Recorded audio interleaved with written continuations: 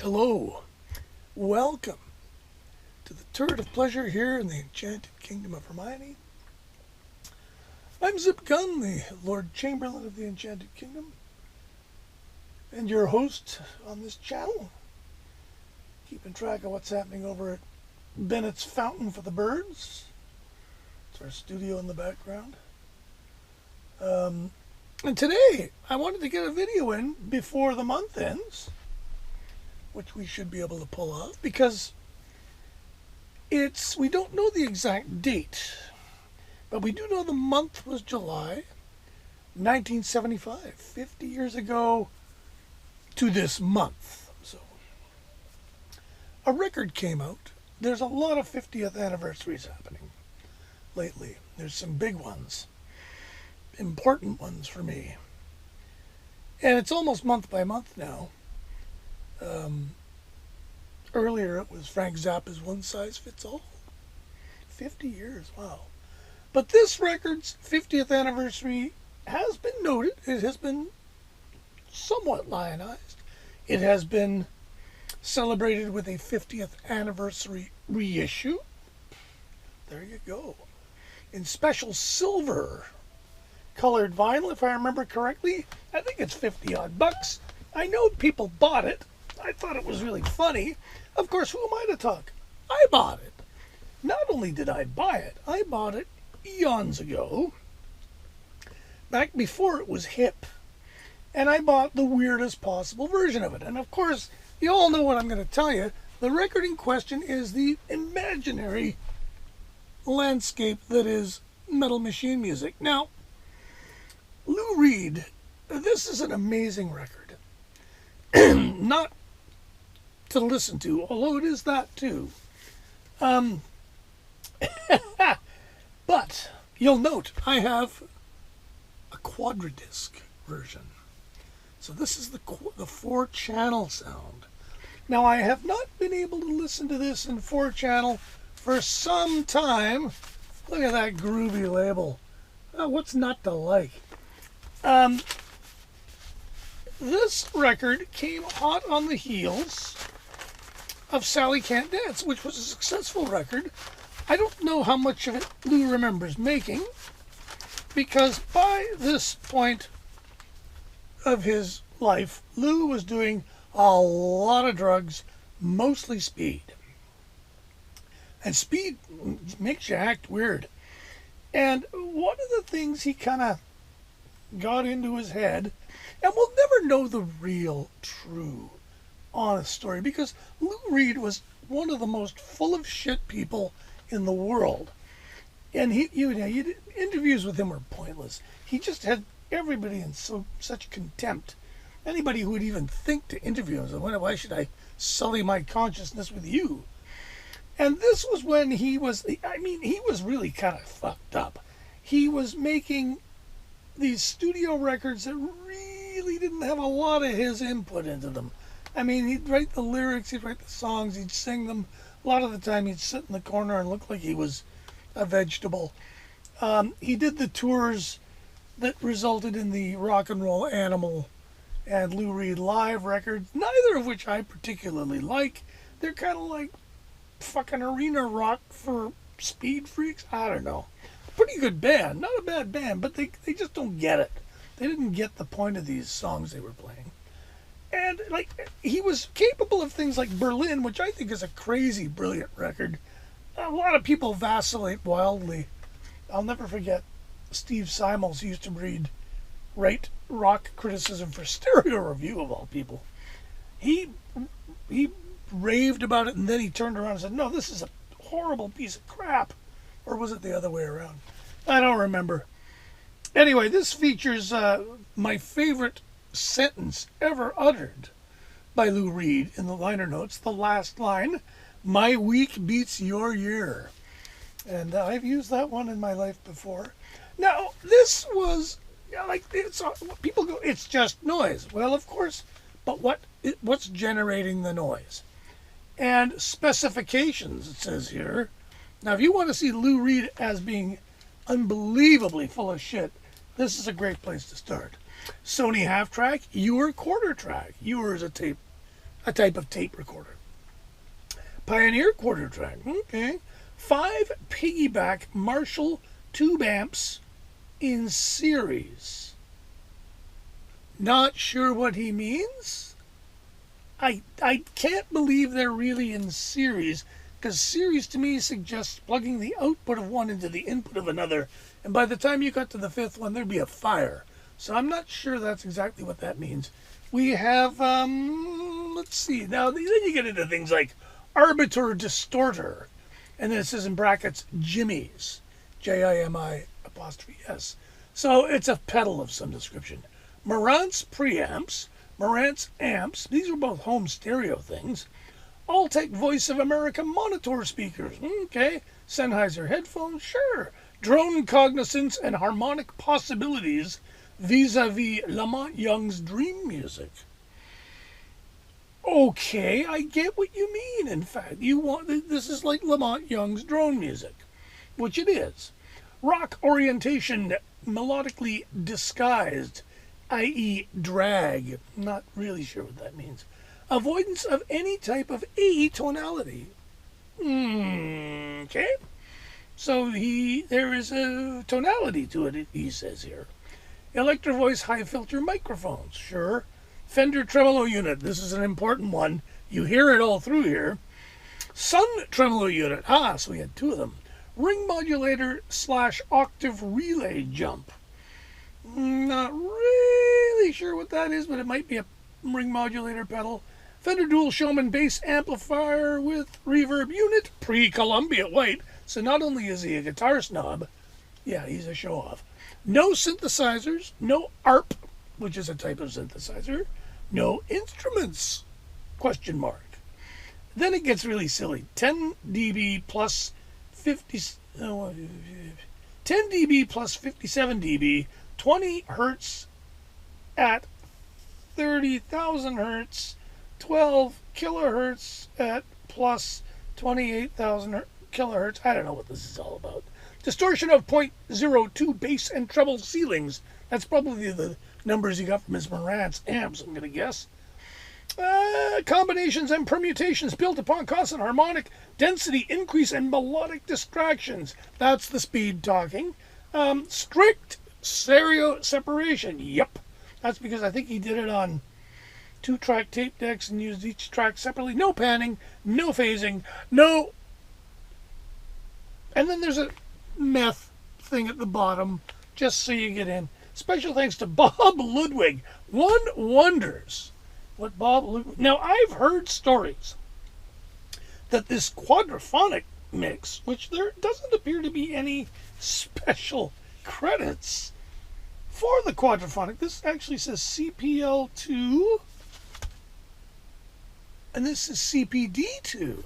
So the inner sleeve here, this is from a stereo copy, because it's got the stereo number done. Oh no, wait a sec. I stand corrected. CPD2 / CPL2. Okay, so that is what it basically means, is it's good for both. Anyways. So, Lou Does Sally Can't Dance does real good. He says, okay, my next record is going to be serious. Serious record. Art, don't you know? So serious, in fact, that he goes to the head of RCA, who must have, boy, I'd love to read this guy's diary. Lou Reed wants a meeting. He wants, I want this next record of mine to be on Red Seal, the classical label. Sounds pretty serious. What is it? Well, it's one of my experimental, Oh, well, hey, is there a single? No. Okay. So I don't know how many people at RCA actually heard this record before they put the full weight of the RCA promotional machine behind the new Lou Reed record, which hopefully would sell at least as much as Sally Can't Dance and maybe have a new Walk on the Wild Side on it. Well, they were in for a bit of a shock. Billboard, I haven't been able to find it, but it's somewhere out there. Billboard in those days would do a capsule review of every new record on pretty much every label, well, certainly all the major labels. And they did a review of this that I don't remember, but at the end of every review, they'd have recommended cuts, and they'd always pick whatever the single was or whatever. This one, it says recommended cuts, none. So, I remember as a 16-year-old going into Kelly's on Lower Yates Street of Victoria, which was a small little record store, but boy, it was great. It was there for a long time. I bought lots of singles there, and as the 70s rolled around, I bought a lot of records there. I bought Big Bamboo by Cheech and Chong there, I remember. And when this record came out, there it was, out in the racks in front, new release, Lou Reed. And I looked at it and I thought, wow, this looks weird. Now, I liked weird in those days. What the... Anyway, problem. It was a double album, so it was more expensive, and it wasn't any kind of budget bullshit. This was full pop double. So I thought, I wasn't a huge Lou Reed fan at the time. And the man has sort of lost me a bit last couple of albums, so I thought I'd let it sit and just see if I could hear it. And of course, then I heard basically everybody saying this record is garbage. It's a joke. He's pulled one over on his record label. Now, I don't know how much of that is true. If he pulled one over on his record label, you would think they wouldn't put out Coney Island Baby, which was the next record after this, which did pretty good. And so, I've been really having trouble getting to the bottom of this record, because clearly RCA put it out with the intention of it being a legitimate release by Lou Reed, and perhaps an artistic statement even, if you will. And maybe the powers that be at RCA said, you know what, Lou is nuts. Look at how much dope he's doing. Here's what we'll do. We'll put the thing out. We'll let it die on the vine. He's got another one coming, as minders tell us, he's got another pop record in the pipeline. So we'll just put this out, plug a gap in the release schedule. I don't know what the hell it is. Some kind of weird electronic music. Okay, they probably thought it was like switched on Bach, but weird. Anyways, what it is, of course, well, what it is. Now, here's the thing. I know pretty much what this is from a couple of weird things I read many, many years ago. I had a stereo copy of this, like everybody, and like everybody's stereo copy, this had a big cutout in the spine, because literally every copy of this that got released got sent back, and they cut it out and they sold it for $3. It was everywhere for $3, I remember. As a delete or a cutout. We call them deletes in Canada. So I had a copy, and I always wanted a quad copy because I collect quad. And there weren't any around. They weren't available. Never showed up. Finally, I found, and this was God when, in the late 80s maybe, early 90s, running my studio on Shelburne Street, the Dollhouse, and I found, this is really pre-internet almost. Was it pre-internet? I think it was.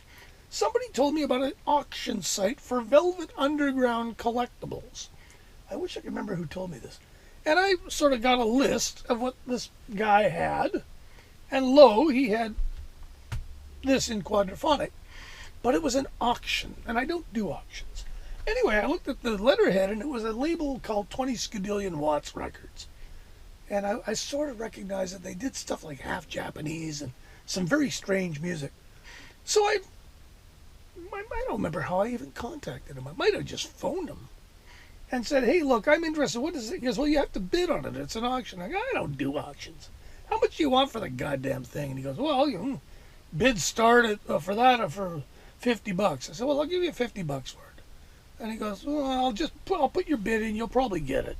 Nobody else seems to want it. He goes, why do you want it? I go, well, I'm into quad, and I want to, hear it in the 4 separate channels. And he goes, well, it's all just noise.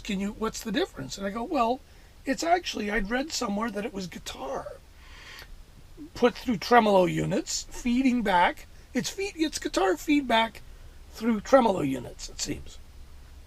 And he then sped it up quite radically. And he goes, how do you know that? He gets really interested. Well, I just read this somewhere, and I said, and he says, well, can you play it at the regular speed? And I said, well, I can, because I had at the time a Thorns 165 turntable, and the Thorns had this unique feature where you could put the drive belt over the shaft that ran the drive wheel. And if you did that, the turntable would run at about 4 RPM. Pretty smooth. Bit of rumble, maybe. He's like, really? He says, could you... And I told him I had run a recording studio. He says, could you record it for me like that? And I'm like, well, I don't know. First, I need a copy of it. He's like, okay, tell you what. $50. I'll send you all my copies of it. Because he had 4 copies of it. You can put together the best one you want. Send me back the other 3 and tapes. Cassettes of this recorded at 4 RPM. And I remember I did this project, which was interminable, I might add. It took forever because it's 4 sides of 16 minutes, each slowed down by God knows what, from 33 to 4. And I had a band in the studio at the time, the Hanson Brothers, recording in my studio. They had just taken it right over. So I created Studio B of the Dollhouse, which was the room under the toilet, which dripped water all the time, and set up a little rig where I could record this ridiculous record at 4 RPM for this lunatic in Florida. And duly, the quad records showed up, and here I am with it. And I don't know if I've ever played it in quad. Now, I have heard of various surround sound DVDs being available for this, and I have yet to find one. But certainly, I would love to buy a Quadio or whatever it is that plays on my Blu-ray player and comes out in 4-channel. I might even listen to the whole thing in 4-channel again. I did do it once a million years ago. It was pretty cool. We were distracted. We were controlled substances. But at any rate, I think it was I had to make note of this benchmark in record industry history, because it shook it up pretty good. And good for Lou Reed. Like I say, very few people in music were as full of shit as Lou Reed, but he was so creative with it. I can't help but love him. He did make a lot of great records. I love a lot of his records. This one I tolerate. What Robert Christgau said, it was like a really great sort of environments record, which is being kind. Like I say, I've never found any compelling evidence that it was actually him telling RCA to go screw themselves.